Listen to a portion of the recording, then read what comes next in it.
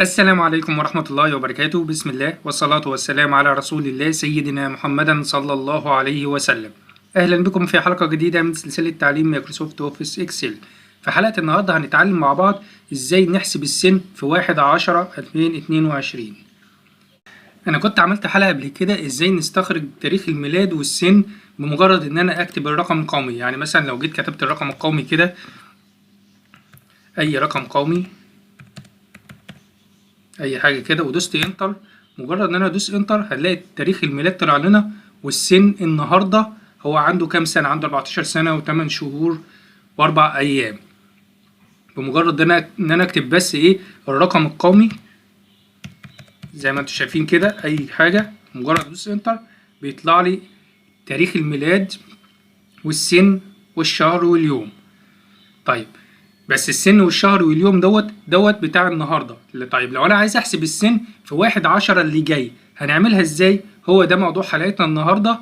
بس في البدايه يا ريت تدعمني بلايك للفيديو، واللي بيشوفني لاول مره يعمل اشتراك في القناه، ويلا بينا نبدا الحلقه على طول. طيب في البداية اللي عايز يعرف احنا عملنا الكلام ده ازاي، بمجرد ان انا احط الرقم القومي يطلع لي تاريخ ميلاده والسن. انا كنت شرحت الكلام ده في فيديو قبل كده، واللي ما شافش الفيديو ده انا هسيب له لينك الفيديو في صندوق الوصف للي حابب يتفرج عليه. طيب ازاي بقى نعرف تاريخ الميلاد في 1/10 اللي جاي؟ هنيجي نمسح الكلام اللي احنا عاملينه ده كده، هنمسح الكلام ده كله، وانا كنت هنا عامل تنسيق شرطي همسحه برضو، هلغيه. هنلغي التنسيق الشرطي اللي احنا كنا عاملينه بالشكل دوت.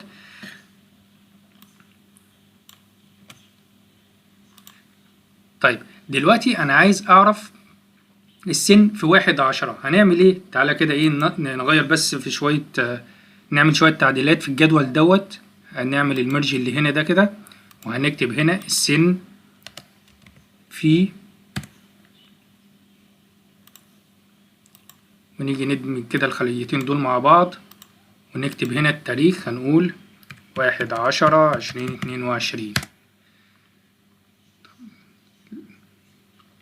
نغير التنسيق بتاعها، نخليه زي التنسيق بتاع الويندوز بتاعنا. شوف التنسيق بتاع الويندوز عندي عامل ازاي، 23/9/22 من اليمين للشمال. هو هنا جاي من الشمال لليمين. طبعا هغير التنسيق دوت اخليه زي الجهاز بالظبط. هنعمل كليك يمين عليها كده، وبعد كده فورمات سيل، ونيجي هنا على كاستم، ونيجي نمسح كلمة جنرال ديت، وهنكتب 4Y وشرطة و2M وشرطة و2D. بعد كده هدوس اوكي، هيطلع لي التنسيق بتاعه زي التنسيق بتاع الجهاز بالظبط. طيب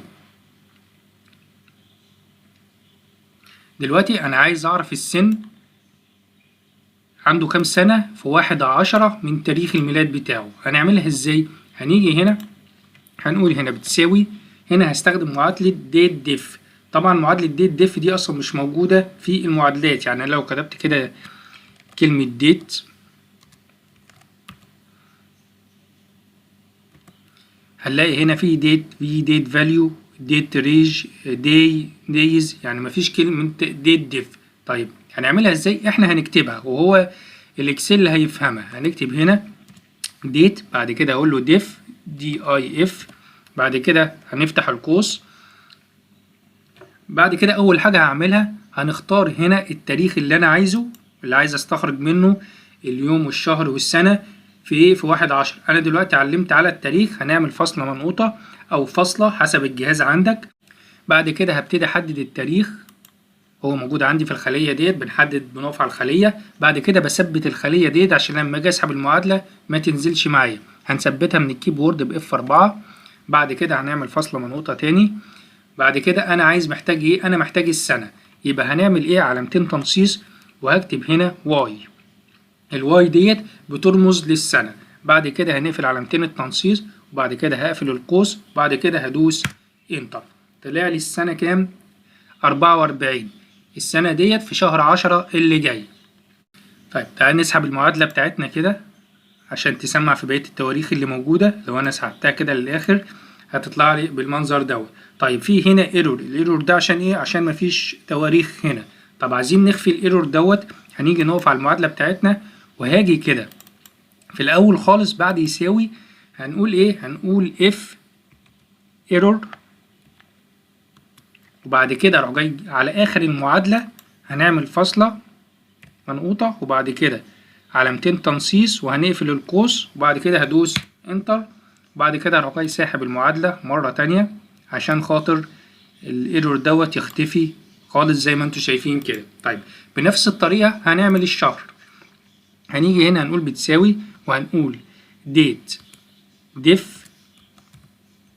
وهنفتح القوس، وبعد كده هعلم على التاريخ اللي انا محتاجه، بعد كده هنعمل فاصلة منقوطة، بعد كده هاجي على التاريخ اللي انا عايزه في 1/10، اقف على الخلية ديت، وبعد كده هثبتها بF4، بعد كده هعمل فاصلة منقوطة تاني. طيب انا هنا محتاج ايه؟ محتاج الشهر. احنا لما كنا محتاجين السنة رمزنا له بحرف ايه؟ الواي. طيب الشهر هنرمز له بحرف الايه؟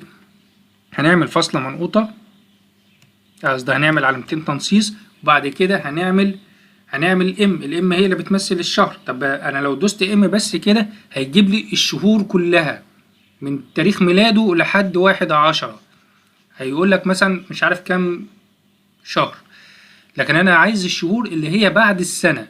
يبقى هنعمل ايه؟ هنقول واي ام، وبعد كده هنعمل علامتين تنصيص وهنقفل القوس وهندوس انتر، هيطلع لنا ال8 شهور. طب هنيجي نسحب المعادلة برضو لآخر كده، برضو هيطلع لنا هنا ايرور.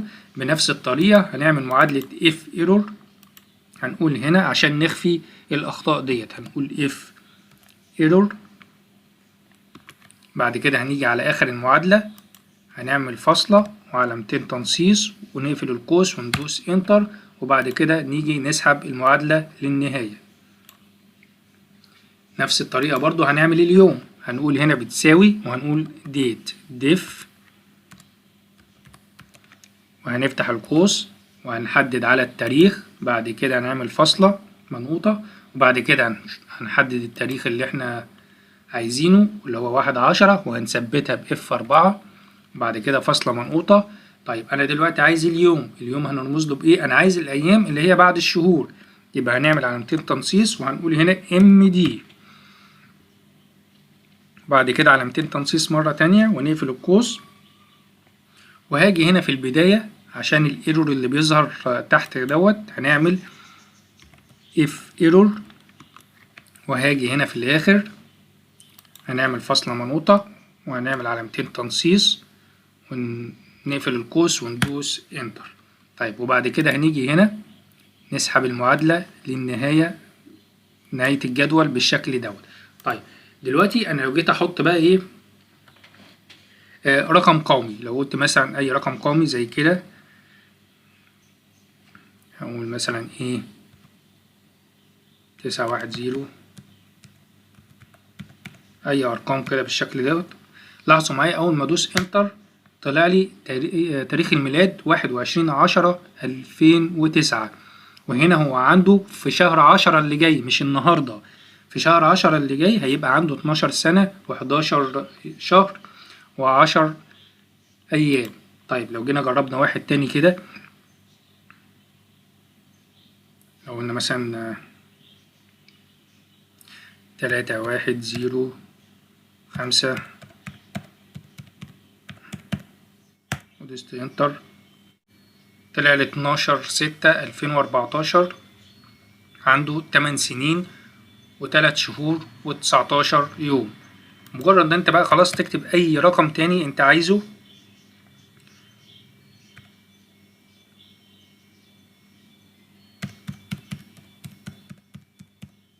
دوس انتر هيطلع لي تاريخ الميلاد بتاعه والسن والشهر، والسن والشهر دوت في 1/10 اللي جاي مش تاريخ النهارده. هو ده كان موضوع حلقتنا النهارده، حلقة سهلة جدا وبسيطة وصغيرة كده. يا ريت ما تبخلوش عليا بلايك للفيديو، واللي بيشوفني لأول مرة يعمل اشتراك في القناة، وانتظروني في الحلقة القادمة، والسلام عليكم ورحمة الله وبركاته.